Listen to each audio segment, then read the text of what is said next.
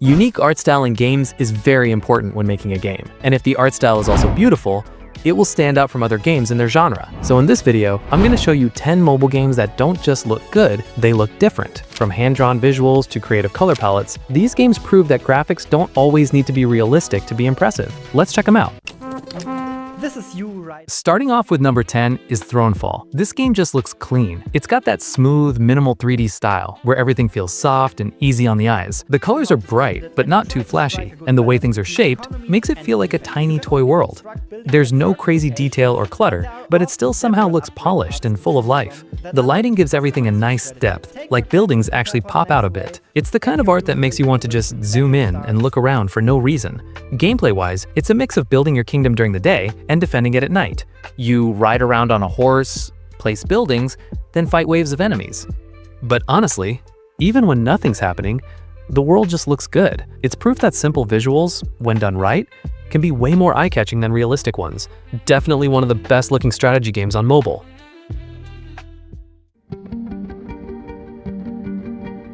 At number 9, we have Alto's Odyssey, a game people seriously love. It's a sequel to Alto's Adventure, and it keeps that same clean, minimal look. But this time, the colors are more vibrant, and the atmosphere just hits different. You'll see stuff like changing sunsets, drifting sandstorms, and smooth lighting that makes everything feel alive. It's one of those games where the art style isn't just pretty, it makes the whole experience better. Everything moves so naturally, and the background keeps changing in a really calming way. The characters are just shadows, but they fit perfectly with the world. At number 8, we have Old Man's Journey. This game looks like a painting that came to life. The art is all hand-drawn, with soft colors, smooth gradients, and a kind of watercolor feel that gives it a calm, dreamlike vibe. It doesn't go for pixel art or 3D, it looks more like a storybook, and that's what makes it stand out. Every scene feels carefully crafted, like someone painted it by hand. The art isn't just for show either. It fits perfectly with the mood of the game. You play as an old man, going on a quiet journey through different places. At certain points, he stops, and you get these short flashbacks. No dialogue, just simple, beautiful moments from his past. It slowly pieces together a story about his life, the choices he made, and the people he left behind. The game doesn't try to explain everything. It just shows you enough and lets the art do the rest. At number 7, we've got Machinerenum, a point-and-click adventure game by Amanita Design. The first thing that makes this game stand out is the art. It's all hand-drawn and steampunk-inspired, with earthy colors and gritty textures that give it a worn-out industrial vibe. The backgrounds are super detailed, and the robot designs have so much personality, all without using a single word. Like, I can safely say the art is unique, especially on mobile. It tells the whole story through gestures and environmental details. No talking, no text, just visuals. It's even won awards for its visuals, and it deserves it. You play as a little robot named Joseph, trying to save his girlfriend and stop some shady robot gang. The game has some tough puzzles and weird characters, but it's fun if you're into slow-paced, artsy games. It's got a 3.9 rating on the Play Store. Most of the complaints are about the controls being a bit awkward. But the good news is, there's a free demo version, and it has controller support. Coming up next is Spiritfarer Netflix Edition. Now, this art style is definitely unique and beautiful, something you don't often see in games, especially on mobile. It's all hand-drawn, and the animation has that smooth, classic 2D feel. Kind of like watching a Studio Ghibli film. The colors are soft and rich, with watercolor-style backgrounds that make every area feel like a living painting. This is perhaps its most defining feature. Every character, object, and bit of the world is hand-animated with so much care. It gives the game a level of fluidity and expressiveness that's rarely seen in games, especially mobile ones. Characters don't just move, they bounce, react, and show personality in the smallest actions. Even though the story deals with death and letting go, the world is full of color and warmth. Each area has its own mood, and the color palette changes to match it. You play as Stella, a fairy master for the dead, sailing around a magical world with your cat Daffodil. You build homes on your boat, care for spirits, and help them move on when they're ready. At number 5, we've got the Banner Saga series, one of the greatest games of all time. What really stands out right away is the art style. It's all hand-painted and inspired by Ivan Earl, the guy behind Disney's Sleeping Beauty. Kind of like what you'd see in classic Disney, but with a much more serious and mature tone. The whole game looks like a big animated painting, with sharp lines, clean shapes, and this layered look that gives everything depth. You'll see huge snowy mountains, cold forests, and ancient ruins. all drawn in a way that feels dramatic and heavy. The colors lean toward cool tones, like blue and gray, but there are moments with warm colors, like during sunsets or near a campfire, and those really stand out. There's this strong feeling that the world is slowly fading, and the way shadows and lighting are used really helps set that mood. Even during travel scenes, the characters and background come together to give it that cinematic, almost storybook vibe. And yeah, it's got a big Viking energy, rough, emotional, and a little tragic in the best way. The game itself is a tactical RPG, with turn-based battles, choices that actually matter, and managing your group and supplies. Characters can die and stay gone, so your decisions have real weight. I covered this game more in another video, so if you're interested in how it plays, stick around. It'll pop up at the end. Next up is Hyper Light Drifter SE, a game that's picked up a bunch of awards for how it looks, including the Audience Award and Excellence in Visual Art at the Independent Games Festival. It's also been nominated for things like Best Visual Design, Best Audio, and Best Original Game. The art style here is next level. It's pixel art, yeah, but not the old school kind. This is pixel art pushed to its limits. It mixes in vibrant colors, dynamic effects, and modern lighting that gives it a super atmospheric feel. You'll see light rays shining through trees, glowing energy sources, reflections, and even fog. Stuff you don't normally expect from a pixel game. It's retro, but at the same time, it feels really modern. The animations are super smooth too. Whether it's dashing across the screen, swinging your sword, or dodging enemy attacks, everything just flows really nicely. Even though it looks simple from a distance, the visuals are packed with small details that tell a story. Ruins, broken machines, weird old tech.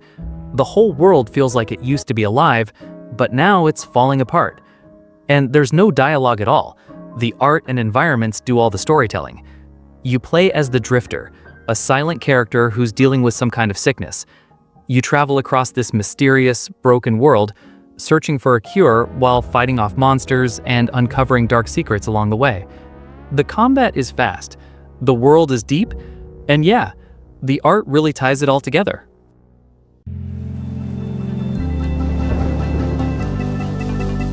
Next up is the Monument Valley series, and when you first see this game, the art is what grabs your attention. It's just beautiful. The whole style is minimal, dreamy, and kind of surreal, like a moving piece of modern art. It's inspired by impossible architecture, Japanese prints, and those trippy MC Escher designs that mess with your head. Clean lines, smooth colors, and shapes that shouldn't make sense, but somehow they do. The levels play with your perspective. Paths twist around, staircases flip direction, and what looks like a wall becomes a bridge depending on how you rotate it.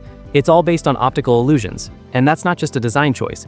It's the actual puzzle mechanic. The game doesn't use texture or detail to impress. Instead, it uses color blocks and gradients that guide your eyes exactly where they need to go. Each level has its own soft pastel palette that makes everything feel calm and almost meditative. There's no clutter, no noise, just smart design and a peaceful vibe that makes you want to take your time. The devs even said their goal was to make every frame look like a piece of art, and they really pulled it off. Gameplay-wise, you control a silent princess named Ida, moving her through strange, shifting buildings. You tap, rotate, and slide parts of the world to create new paths, and solve puzzles built around perspective. It's one of the best puzzle games on mobile. And yeah, a must-play for anyone who loves games that look and feel different. Next up is Gorogoa, and it might look simple at first, but there's a lot more going on. The art style is all hand-drawn, and it feels like you're flipping through a living graphic novel. Each panel looks like its own surreal painting. Super detailed, clean lines, rich textures, and every frame was drawn by one person, Jason Roberts. That alone is impressive.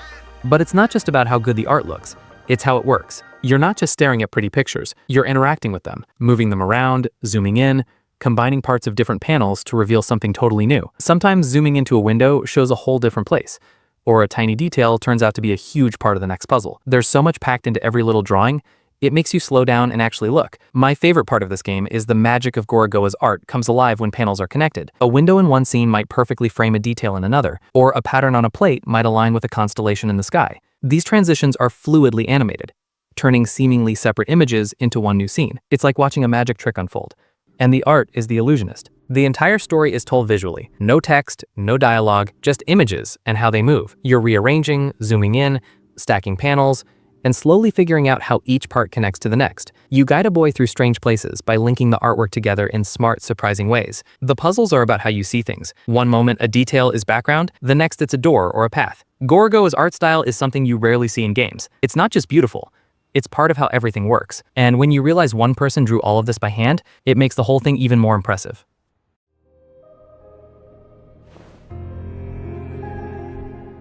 And finally, at number 1, we've got Gris.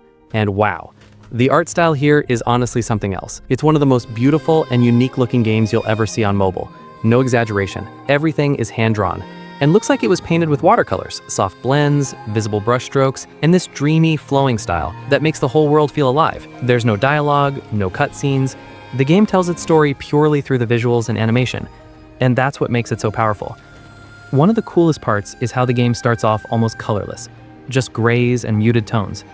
But as you move forward and Gris starts to heal, colors slowly return to the world. It's not just pretty, it's meaningful. The red, green, blue, they all come in as part of her emotional journey. You actually feel the moment when color bursts into the scene. It's quiet, but it hits deep. The art is minimalist, but never boring. There's no clutter, just clean lines, smart use of space, and movement that feels fluid and natural. Even the way Gris walks or floats has so much emotion in it, like every little animation was drawn with care. As for the gameplay, it's a peaceful platformer. You solve light puzzles, unlock new abilities, and explore. No enemies, no dying, just pure experience. Abilities like turning heavy to smash through the ground or gliding through the air are tied to her growth, not just for gameplay, but for what she's going through emotionally. And as you collect stars and move forward, the world slowly changes around you, filling with color and life again. Gris is more than just a game, it's an experience.